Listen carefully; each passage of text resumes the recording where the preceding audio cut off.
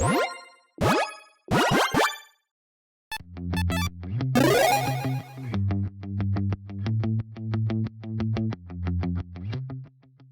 everyone, Mitch coming in from the Commander's Core studio. Welcome to the show. So, really quick, if you haven't seen my episode on Urza, Prince of Krug, that's right, yes, another Urza, but that's not why I'm saying yes. Why I'm saying yes is because this Urza works incredibly well. The card that I've been waiting for to work for such a long time. So if you haven't seen the episode yet, check it out, but not before you stay tuned for this episode because, oh my goodness, we've got a green commander that's about, well, yeah, I think you got it. Yep, that. And it's pretty powerful. And it, yeah. Okay, blame Eddie. Let's jump into it.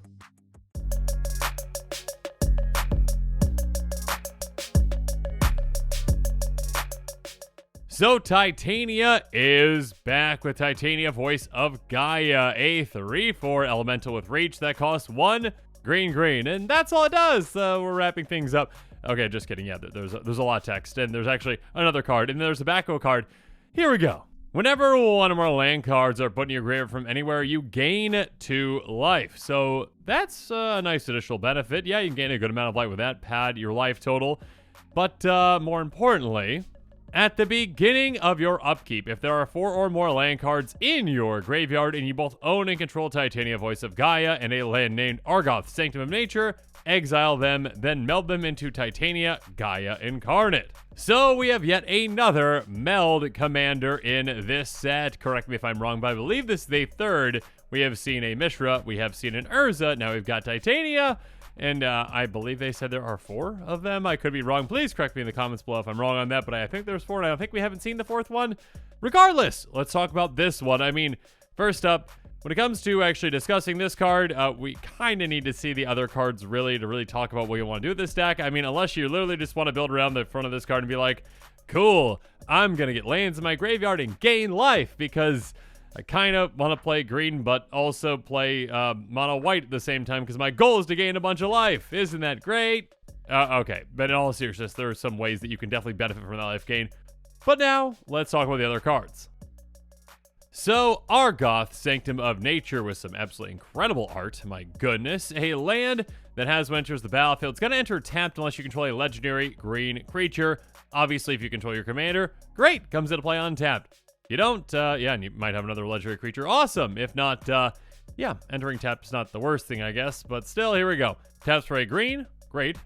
Pay 2 green tap. Create a 2/2 bear creature token. Then mill 3 cards. Activate only as a sorcery. So this can make bears. And yeah, I mean, I guess if you want to go bear tribal this one, cool.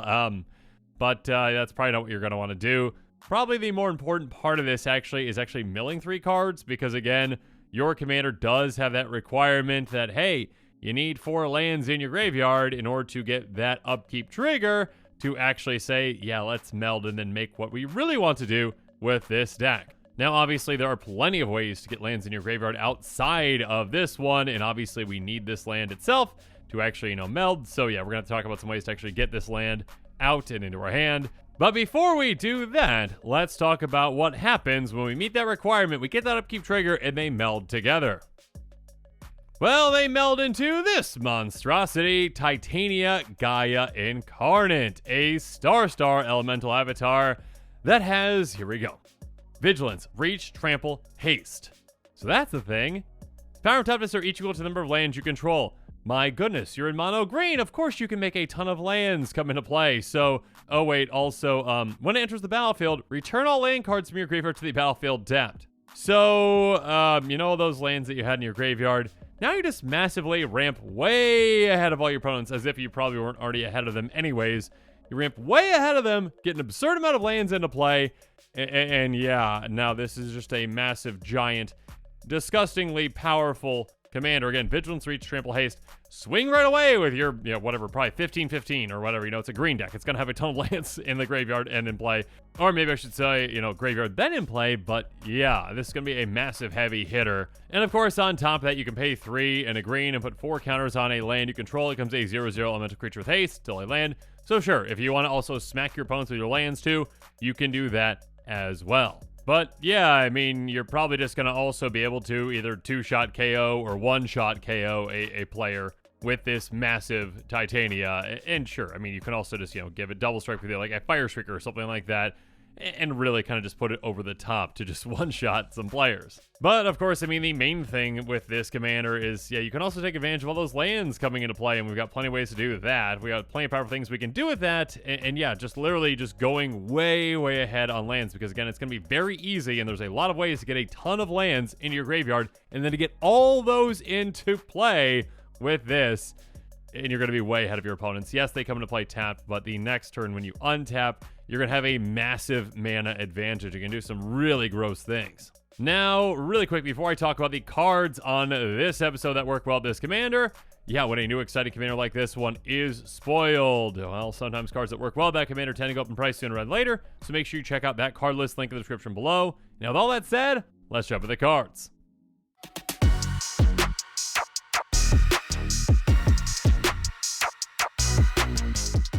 First up, you're gonna need some ways to actually, get Argoth. You have to get that land into play. It's not starting in your command zone or anything. I mean, that would be very nice. Pretty broken, though, that you just have a land in your command zone. You're just like, okay, turn one. Argoth. All right, awesome. I have just an extra land for free for no reason, which also melds with my commander. You need to put some effort in. So cards, again, like Crop Rotation, Sylvan Scrying, and Expedition Map can definitely help you out. Crop Rotation has pay a green for an instant, as the cost to cast a spell, sacrifice a land. Again, actually a good thing for this commander. Cool, we're gonna get that land into our graveyard. We can get to that 4-land requirement, and then also get it back into play. But search your library for a land card, put it on the battlefield, then shuffle your library. So just immediately, you could, if you really wanted to, turn one, cool. I'll just cast this, I'll get Argoth. Great. Or what I would recommend with this one is probably more so instant speed right before your turn, before you get to that, 4th land where you're actually going to flip the commander and meld. Regardless, plenty of other ways. Sylvan Scrying, go get a land, get in your hand. Cool. Expedition Map, go get a land, get in your hand. Cool. Again, with these kinds of effects, basically you're just looking for ones that can go get any land, any specific land, not obviously, a basic land. It is not, it doesn't have a forest type on it either, so Farseek wouldn't work with it. So yes, again, make sure that you are getting something that allows you to go get a very specific land. I mean, of course, you can also ramp while you're doing this. I mean, hey, green ramping. No way! Anyways, Hour of Promise. Search your library for the 2 land cards within the battlefield, then shuffle your library. And if you happen to control 3 or more deserts, cool, you get 2 zombies. You're probably not going to have that. But again, the thing that matters with this is that you are going to be able to go get, 2 lands, one including Argoth, ramping yourself, getting into play, and as long as you can meet, that 4-land requirement in your graveyard, you are on your way to melding your commander. Or how about Elvish Reclaimer, which can help us out, kind of like a crop rotation way. Well, it's going to get +2/+2 as long as there are 3 more land cards in your graveyard, so cool! We got a 3/4 for this 1 mana, great! What is important, though, is pay 2 tap, sacrifice a land, search life for a land card, put on the battlefield tapped, then shuffle your library. So, of course, this can go get Argoth, and obviously it can also, just add to our land count in our graveyard to help us meet that requirement. Speaking of which, Escape Shift can basically just do this on its own. Sacrifice any number of lands, search life for that many land cards, put them on the battlefield, tap, then shuffle your library. So, if you've got 4 lands in play, that's 4 mana, cool. Pay for Escape Shift, cast it, sacrifice those 4 lands. Awesome, they're in my graveyard. Go get Argoth, go get, 3 other lands. Sweet. And then, just get your commander out, and there you go. Meld it. Obviously, Escape Shift's a bit of a more expensive card, but there are plenty of different ways to go get a very specific land and get it right into play or in your hand. So make sure you're considering those for Argoth.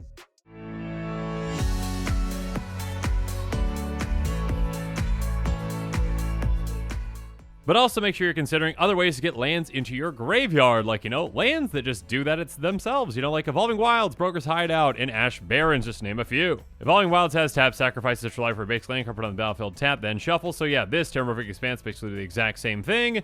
Yes, just basically go, thin your deck out a little bit, kind of, by getting more lands into play. They also work well with something we're going to talk about here in a bit. But of course, they also help you meet that requirement for your commander. And then you also can just get them back out again, with your commander and then do it again. Or Broker's Hideout, which is very similar to Evolving Wilds. Basically, just sacrifice it right away. You gain 1 life and you'll get a forest into play tapped. Or Ash Barrens, which we can tap right color. So it's got basic land cycling for 1. So we go get a forest with it and get it into our graveyard. Plenty of great options. I mean, Mirror Landscape, Blighted Woodland. There's plenty of ways to get lands themselves into your graveyard. Moving on, another way to get lands into your graveyard is simply by, well, milling. You can just keep milling yourself with cards like Perpetual Timepiece or Mesmeric Orb. Perpetual Timepiece has tap, mill too, so yeah, just keep utilizing this. Mill yourself again and again and again. Again, the more lands you get in your graveyard, the better. Once you get to 4, you can meld your commander. Or yeah, if you get even more than that, you've got more potential lands to just get into play essentially for free again once your commander meld. I mean, an even more ridiculous one, though, of course, is Mesmeric Orb. I believe this one's decently expensive right now, though. Please reprint it, Wizards. But yeah, whenever a permanent becomes untapped, that permanent's controller mills a card. This one, of course, can be deadly in certain circumstances. But yeah, if you've got a bunch of lands into play, you are obviously going to be untapping those quite a bit. You mill yourself for a ton, hopefully getting even more lands into play, and then melding your commander, getting a ton of value out of that. Obviously, just be careful, too, because if you end up milling your Argoth, and there are plenty of ways in green to actually get that land either directly out of your graveyard into play or back to your hand, and then you can play it from there. Another thing to consider, though, again, is your commander's trigger on the front side of your commander. Again, whenever one or more land cards are put in your graveyard from anywhere, you gain 2 life. So whether, you're sacrificing an Evolving Wilds, or you mill a card, or you crop rotation, or whatnot, yeah, when your land card hits the graveyard, you gain 2 life. So some cards that you're going to want to consider, when it comes to actually benefiting from that life gain, might be cards like Well of Lost Dreams, or Blossoming Bogbeast, or Trudge Garden. Well of Lost Dreams says whenever you gain life, you may pay X for X's less than or equal to the amount of life you gain. If you do, you draw X cards. You can gain a ton of life with this deck. You can draw a ton of cards with this. It can be a fantastic combination. And speaking of a great combination, Blossoming Bogbeast says when it attacks, you gain 2 life, and creatures you control gain trample, get +X until end of turn, where X the amount of life you gained. So yeah, you can swing for a ton with your army. And speaking of armies, you can make a massive army with this kind of attack very quickly. Well, with a little bit of help with, the Trudge Garden. Whenever you gain life, you may pay 2. If you do, create a 4/4 green fungus beast, creature token with trample. Yeah, this can get out of control quite quickly, but even more so with some other things, especially once you meld.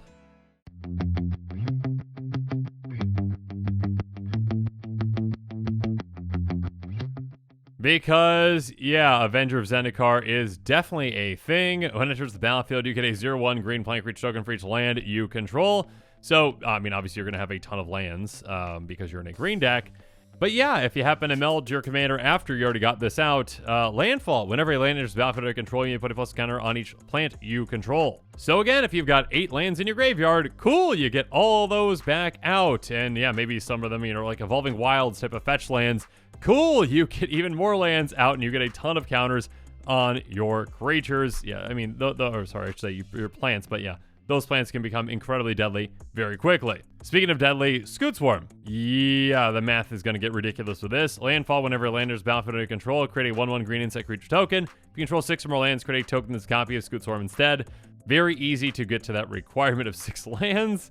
And you're going to make a Scoot Swarm, which makes more Scoot Swarms, and it just keeps multiplying again and again and again. Or, much more simple math. Rampaging Balos. Landfall, whenever a land enters battlefield under control, you may create a 4/4 green beast creature token.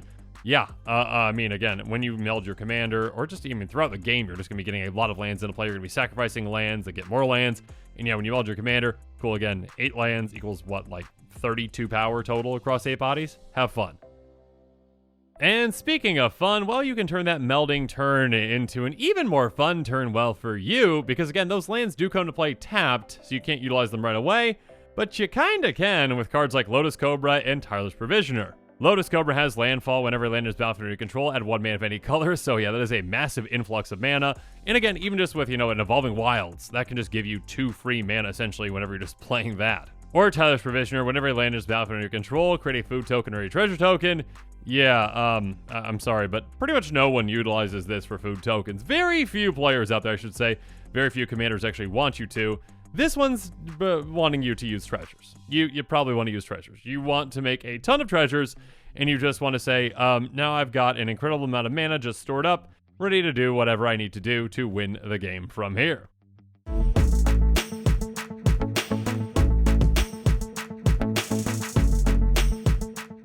But now this episode is coming to a close. It's time for me to give you my final thoughts on Titania, Voice of Gaia, Argoth, Sanctum of Nature, and Titania, Gaea Incarnate. All of them, essentially. But yeah, a very interesting commander. Again, a melding with a land. Very, very unique. And that, requirement isn't all that hard to get. I mean, obviously, you need to find ways to actually get Argoth out into play. But then, yeah, getting 4 lands in your graveyard is not hard at all. Keep in mind that is an upkeep trigger, so I probably should have mentioned also you probably need some ways to obviously protect, Titania essentially, and Argoth actually. But yeah, I mean, there are plenty of ways to, give something hexproof or whatnot in green. So yeah, go for those things. Regardless, once you do, again, you're going to have a big explosive turn, getting way ahead of your opponents in lands and having a massive Titania ready to smack them in the face. So yeah, if you are excited about this commander, again, make sure you check out my card list link in the description below. And also make sure you're staying tuned to this channel for even more exciting quick takes and spoilers coming up. And with that, the show is coming to a close, so it's my turn to hear from you. So in the comments below, let me know what your thoughts on this episode are, and as always, thanks again, and have a good one. This show and episodes like this one are possible thanks to viewers like you. If you're looking for an easy way to help support this show, make sure that you like, share, and subscribe. Also, hit that bell notification icon so you don't miss any new episodes. You can also go check out our playmats and other merchandise at thecommandersquarters.com. We also have a ton of brand new t-shirt designs in stock, so make sure you check out those as well. Another easy way to support this show is with our TCG player affiliate links. So whether you're buying a deck or individual cards, you can use this general link right here or one in the description. And the final way that you can support this show is by supporting us directly by becoming a patron. There are many benefits to being a patron, and I truly couldn't do this without all their support.